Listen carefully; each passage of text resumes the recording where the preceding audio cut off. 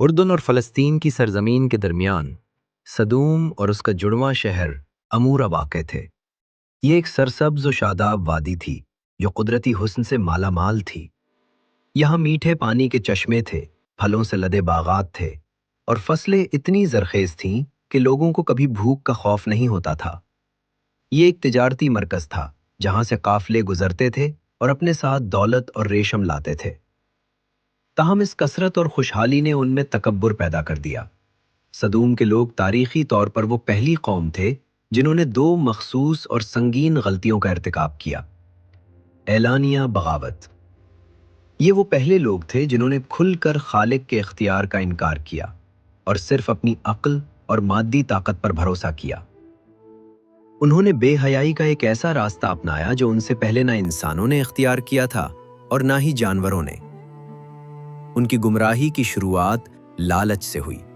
سدوم کے لوگ مسافروں کے ساتھ اپنا کھانا بانٹنے سے نفرت کرتے تھے۔ روایات کے مطابق ابلیس نے ان کی اس کمزوری کا فائدہ اٹھایا۔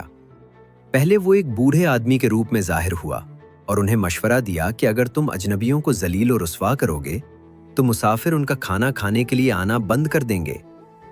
بعد میں ابلیس ایک نہایت پرکشش نوجوان کے روپ میں واپس آیا۔ اس نے مردوں کو ورغلایا کہ وہ پاکیزہ رشتوں کو چھوڑ کر گمراہی کے اندھیروں میں کھو جائیں۔ یوں یہ عمل محض ایک حربے سے بڑھ کر ان کی تہذیب کا حصہ بن گیا۔ اس بگاڑ کو مکمل کرنے کے لیے ابلیس نے اپنی بیٹی لاخیس کو بھیجا۔ وہ سدوم کی عورتوں کے پاس آئی اور ان کے ذہنوں کو بھی پراگندہ کر دیا۔ اس نے انہیں سکھایا کہ وہ بھی خاندانی اقدار کو فراموش کر دیں اور اسی راستے پر چل پڑیں جس پر ان کے مرد چل رہے ہیں۔ اس طرح پورے معاشرے کا اخلاقی ڈھانچہ الٹ گیا اور شرافت کا نام و نشان مٹ گیا۔ حضرت لوط علیہ السلام حضرت ابراہیم علیہ السلام کے بھتیجے تھے۔ آپ نے اپنے چچا کے ساتھ بابل کی بت پرست سرزمین سے شام کی بابرکت زمین کی طرف ہجرت کی تھی۔ جبکہ ابراہیم علیہ السلام ایک علاقے میں آباد ہو گئے، اللہ تعالیٰ نے لوط علیہ السلام کو حکم دیا کہ وہ سدوم جائیں اور وہاں کے لوگوں کی رہنمائی کریں۔ حضرت لوط علیہ السلام بے پناہ صبر والے انسان تھے۔ برسوں تک آپ ان کے بازاروں اور گلیوں میں کھڑے ہو کر تبلیغ کرتے رہے۔ لوگوں نے ان کا مذاق اڑایا، ان کے دل سخت ہو چکے تھے۔ وہ سرعام محفلوں میں اپنے گناہ کرتے، ہنستے اور اپنی بدکاری پر فخر کرتے۔ وہ مسافروں کو لوٹتے اور انہیں اجتماعی زیادتی کا نشانہ بناتے۔ جب لوط علیہ السلام نے انہیں اللہ کے عذاب سے ڈرایا تو انہوں نے تکبر سے جواب دیا، اگر تم سچے ہو تو ہم پر اللہ کا عذاب لے آؤ۔ انہوں نے آپ کو جلا وطن کرنے کی دھمکی دی اور کہا کہ یہ اور ان کا خاندان تو وہ لوگ ہیں جو بڑے پاک باز بنتے ہیں۔ آخر کار اللہ کا فیصلہ آ گیا۔ اللہ نے 3 طاقتور فرشتوں جبرائیل، میکائیل اور اسرافیل کو نہایت حسین و جمیل نوجوانوں کی شکل میں بھیجا۔ سب سے پہلے وہ حضرت ابراہیم علیہ السلام کے پاس گئے۔ ابراہیم جو اپنی مہمان نوازی کے لیے مشہور تھے، فوراً اپنے مہمانوں کے لیے ایک بھنا ہوا بچھڑا لے آئے۔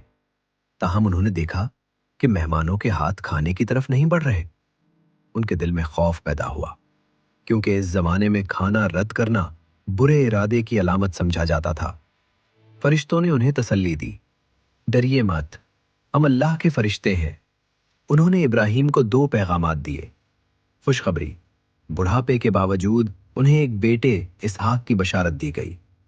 بری خبر، وہ قوم لوط کو تباہ کرنے جا رہے ہیں۔ حضرت ابراہیم جو نرم دل تھے، انہوں نے سدوم کے لوگوں کے لیے سفارش کرنے کی کوشش کی، اس امید پر کہ شاید وہاں کچھ ایماندار باقی ہوں۔ لیکن فرشتوں نے انہیں بتایا کہ فیصلہ حتمی ہے، صرف لوط اور ان کی بیٹیاں بچائی جائیں گی۔ اس کے بعد فرشتے سدوم کی طرف روانہ ہوئے۔ وہ شہر کے باہر دریا پر پہنچے، جہاں حضرت لوط کی بیٹی پانی بھر رہی تھی۔ وہ بھاگتی ہوئی اپنے والد کے پاس گئی اور سرگوشی کی، ابا جان، دروازے پر ایسے نوجوان آئے ہیں جن کی مثال میں نے کبھی نہیں دیکھی۔ اگر لوگوں نے انہیں دیکھ لیا تو وہ انہیں نہیں چھوڑیں گے۔ لوط علیہ السلام فوراً ان کی طرف لپکے۔ آپ نے اشاروں میں انہیں چلے جانے کا کہا اور 4 بار گواہی دی کہ ان کی قوم زمین کی بدترین قوم ہے۔ لیکن فرشتوں نے اندر جانے پر اصرار کیا۔ लूत अलैहिस्सलाम उन्हें खामोशी से अपने घर ले गए ताकि उन्हें छुपा सके। लूत की बीवी वाइला एक मुनाफिक थी। वो कौम की बेहयाई की हिमायत करती थी।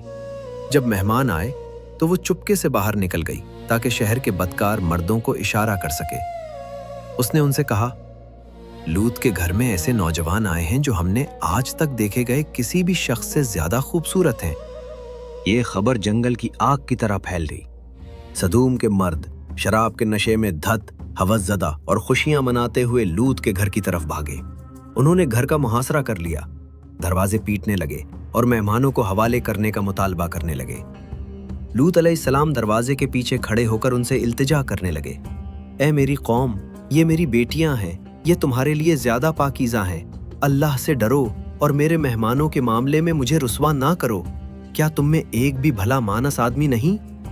लूत अलैहिस्सलाम, जो खुद को बिल्कुल बेबस महसूस कर रहे थे, पुकार उठे, काश मेरे पास तुम्हारे खिलाफ कोई ताकत होती या मैं किसी मजबूत सहारे की पनाह ले सकता। तुम जानते हो हमें तुम्हारी बेटियों की कोई हाजत नहीं।